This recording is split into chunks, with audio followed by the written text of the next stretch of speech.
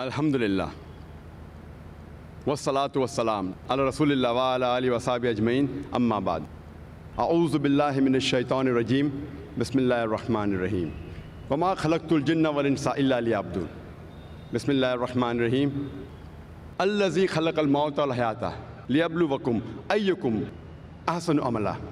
Rabbi shrah li sadri wa yassir li amri wahlul 'uqdatam min lisani yafqahu qawli. The honorable scholars, speakers, the respected guests, my respected elders, my dear brothers and sisters, and the millions of viewers who are watching this program live on Peace TV. I welcome all of you with the Islamic greetings. Assalamu alaikum wa rahmatullahi wa barakatuh. May peace, mercy, and blessings of Allah subhanahu wa ta'ala, of Almighty God, be on all of you. The topic of this last lecture, of the last session, of the last day of the 10-day International Islamic Conference, Peace, the Solution for Humanity, is what is the purpose of our life? How many of us have really ever thought in their life, what is the purpose of our life? How many of us have ever thought, what is the purpose of our existence? What are we doing here? Why are we here? Let us start analyzing right from here itself. I request all the people in the audience, all of you, if you have ever thought in your life, what is the purpose of your life, please raise your hand. I would like to know amongst the audience, how many of you have ever thought in your life, what is the purpose of your life? Fine, maybe I can see 10, 50, maybe 100 hands. An audience of more than 100,000. That is less than 0.1%. Some may have felt shy to raise their hand.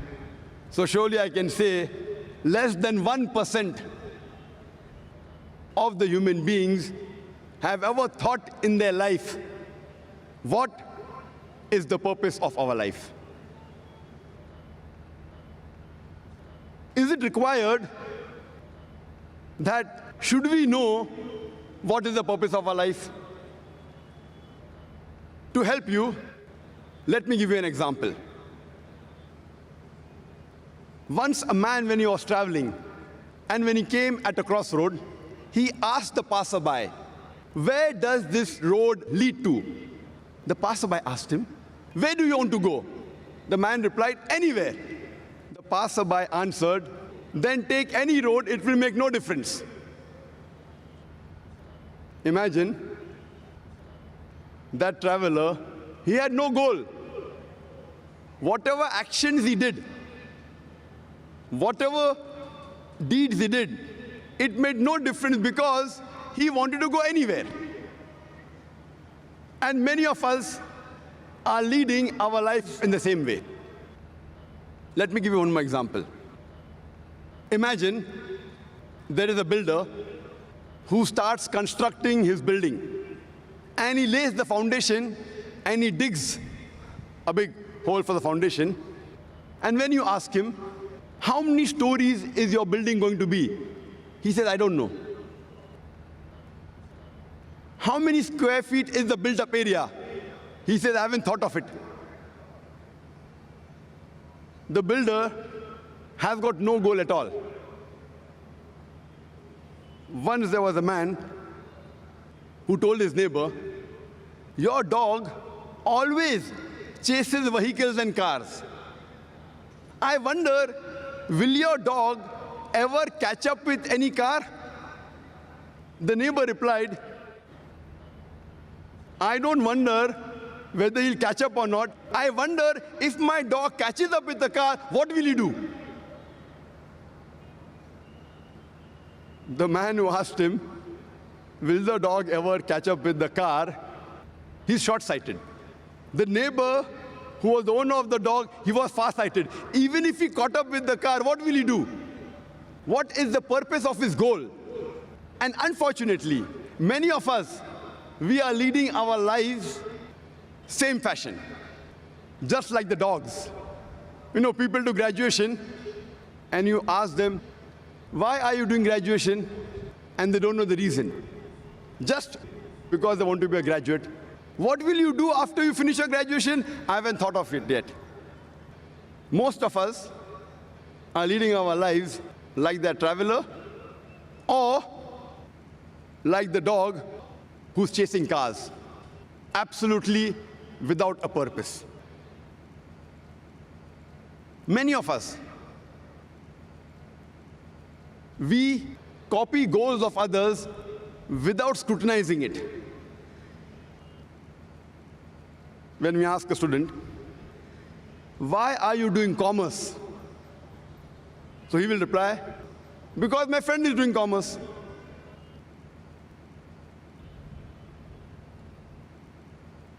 Many people, they emulate and they copy the actors, the models, without realizing what they're doing.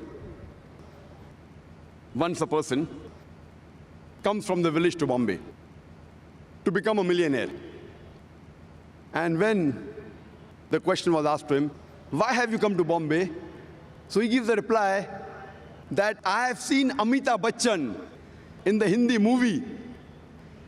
He's a pauper, he comes to Bombay and he becomes a multi-millionaire overnight.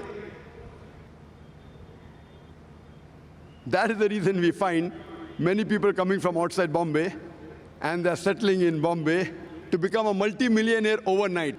And that's the reason you find that the slums in Bombay are increasing. Many times we see actors and models, they are brand ambassadors and they endorse certain products. There was a person who purchased a new car, Hyundai i10. And when the question was asked, why have you chosen this particular car, Hyundai i10? So he says, my favorite actor, Shah Rukh Khan, he owns Hyundai i10. I doubt whether Shah Rukh Khan ever sat in Hyundai i10 except in the advertisement. He may be owning a Mercedes or a BMW or somewhat similar. I doubt whether he owns an i10. You know, Shah Rukh Khan endorsed the watch Tag Heuer. He's a brand ambassador of the watch Tag Heuer. And we find many of his fans buying Tag Heuer. I wonder what has Tag Heuer got to do with the acting of Shah Rukh Khan? Has that watch, has that wristwatch ever helped him in acting? I doubt whether he wore Tag Heuer before he became a famous actor also. So these are the various ways the media promotes products. And unfortunately, we blindly follow goals of other people without realizing what we are doing. Imagine there's an industrialist who buys a textile factory. And when asked, why have you bought the textile factory?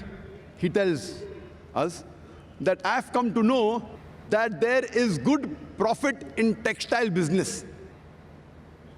Then you ask the next question. Do you have a feasibility report? He says, no. Have you had someone to take care of your business? Have you hired a CEO, chief executive officer? He says, no. What is the percentage of profit you will make? He says, I don't know. Where will you buy the raw materials for? He says, I haven't thought of it. Where will you sell your textile? He says, I don't know. Do you think that businessman will make profit in the textile industry? Imagine there's a person who has a goal. He wants to become the best scientist of the world. What does he do? He does a survey of all the scientists from the first human being, Adam, peace be upon him, till today. And after doing a survey, he comes to know the best scientist of human history was Isaac Newton. And his survey was correct. After that, what does he do? To become like Isaac Newton, he starts growing long hair, curly hair like Isaac Newton. He wears shoes like Isaac Newton. He wears clothes like Isaac Newton. Do you think he will become a successful scientist? Such people have a goal, but the planning is wrong. They have a planning. They did a survey of the scientists, but the planning is wrong.